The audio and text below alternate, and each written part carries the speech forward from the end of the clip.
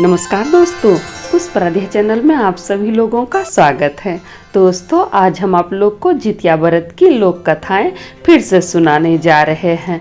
नानी दादी लोग जो गांव घर में कहती है वही कथा आज हम आप लोग को सुनाने जा रहे हैं।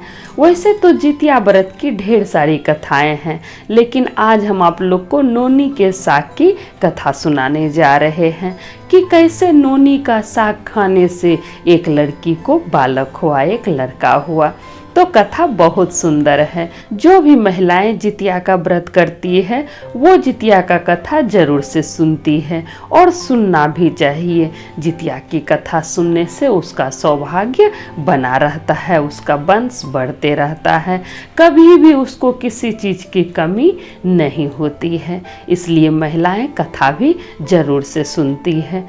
तो चलिए ज़्यादा बात नहीं करते हुए ये सुंदर सी कथा शुरू करते हैं।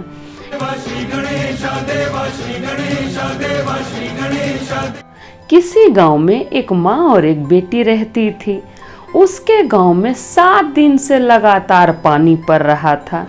तब माँ बहुत दुखी थी और अपने बेटी से बोली कि बेटी, 7 दिन से लगातार पानी पड़ रहा है, जितिया व्रत का समय आ गया है, कैसे जितिया का व्रत करेंगे, कैसे गेहूं धोएंगे, कहाँ सुखाएंगे और आटा कैसे बनाएं, कैसे उसका पकवान बनाएंगे, कुछ समझ में नहीं आ रहा है। उसकी माँ बहुत दुखी थी।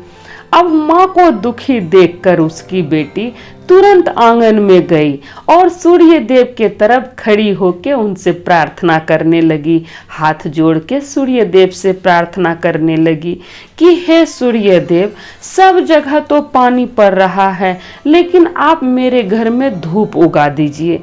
मेरी माँ जितिया का व्रत करेगी, इसलिए मेरी माँ गेहूं धोएगी, गेहूं सुखाएगी और उसका पकवान बनाएगी।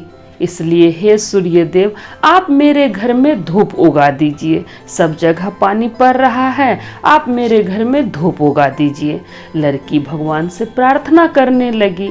अब देखिए, कहता है ना कि जो सच्चे हृदय भाव से परमात्मा को याद करता है, परमात्मा से प्रार्थना करता है, तो परमात्मा उसकी जरूर सुनते हैं, भगवान उसकी जरूर सुनते हैं। और लड़की सच्चे हृदय भाव से भगवान से कह रही थी कि भगवान, सबके घर में पानी पड़ रहा है, आप मेरे घर में धूप उगा दीजिए, मेरी माँ जितिया का व्रत करेगी। और देखिए, सूर्य देव सचमुच में उसके घर में धूप उगा दिए। सूर्य देव सचमुच में उसके घर में धूप उगा दिए, उसके आंगन में धूप उगा दिए। चारों तरफ पानी पड़ रहा था, लेकिन उसके घर में धूप उगा हुआ था। जब धूप उगा तो दोनों माँ बेटी मिलकर गेहूं धोई, गेहूं सुखाई, उसका आटा पिसाई और उसका पकवान बनाई। फिर जितिया का व्रत की उसकी माँ, जितिया का व्रत की। जब जितिया का व्रत की उसकी माँ और पारण का दिन आया तो उसकी बेटी सोची कि मेरी माँ तो कल व्रत की थी, आज हम जल्दी से उठ जाते हैं, सो खाना जल्दी जल्दी बना लेंगे तो मेरी माँ खाएगी। उसकी बेटी सुबह सुबह ही उठ गई और झाड़ू लगाते लगाते आंगन में गई। जब आंगन में गई तो वो देखती है कि आंगन में ढेर सारा नोनी का साग उगा हुआ है, जो कल तक वहाँ कुछ नहीं था। आंगन में कल तक कुछ नहीं था, आज ढेर सारा नोनी का साग उगा हुआ है। उसकी बेटी को बड़ा आश्चर्य हुआ कि कल तक तो कुछ नहीं था, आज यहाँ कैसे नोनी का साग उग गया और इतना सुंदर देखने में लग रहा है, इतना हरा हरा।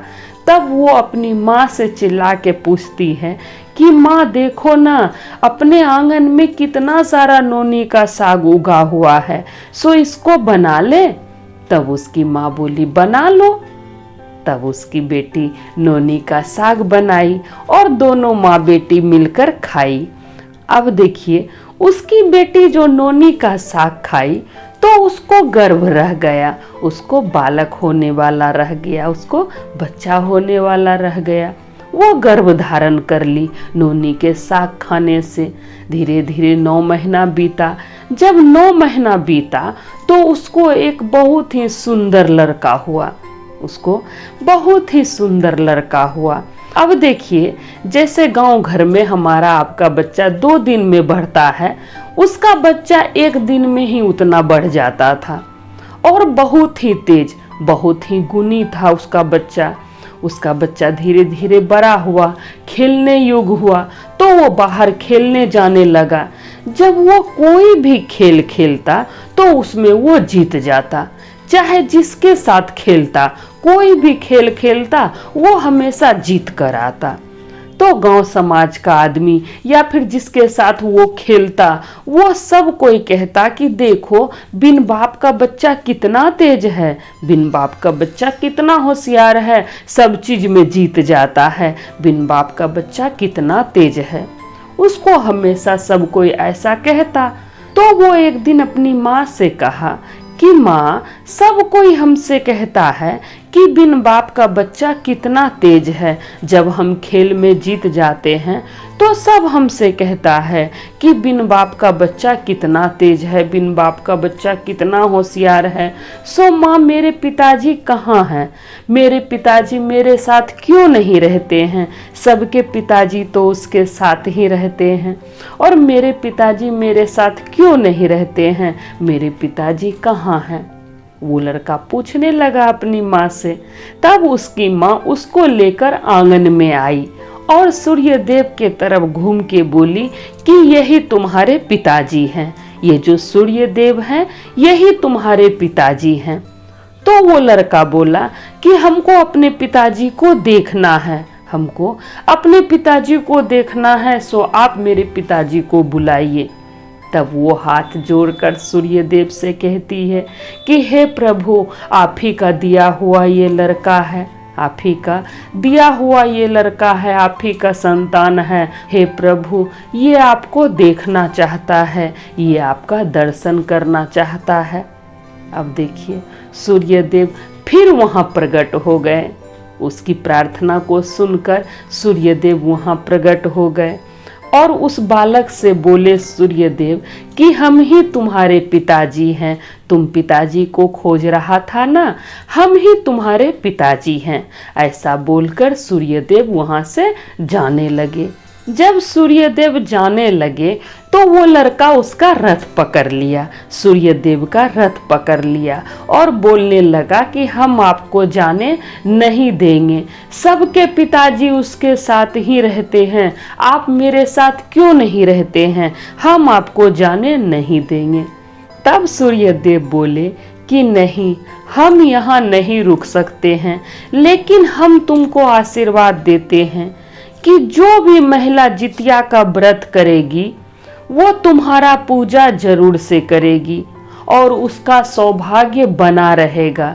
जो भी महिला जितिया का व्रत करेगी उसका सदा सौभाग्य बना रहेगा, उसका वंश बढ़ते रहेगा, उसको कभी भी किसी चीज की कमी नहीं होगी, उसका कभी भी गोद सुना नहीं रहेगा। हम तुमको आशीर्वाद देते हैं कि लोग तुम्हारी पूजा किया करेगा। ऐसा बोल के सूर्यदेव वहाँ से अंतर ध्यान हो गए, वहाँ से चले गए।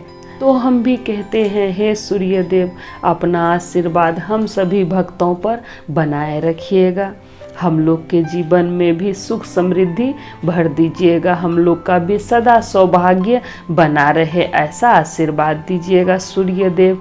और जिस भी महिला का गोद सुना है, गोद खाली है, उन सभी का गोद भर दीजिएगा सूर्यदेव। तो आशा करते हैं ये कथा आप लोगों को अच्छा लगा होगा। तो सब बोलिए सूर्यदेव की जय, जितमान बाबा की जय।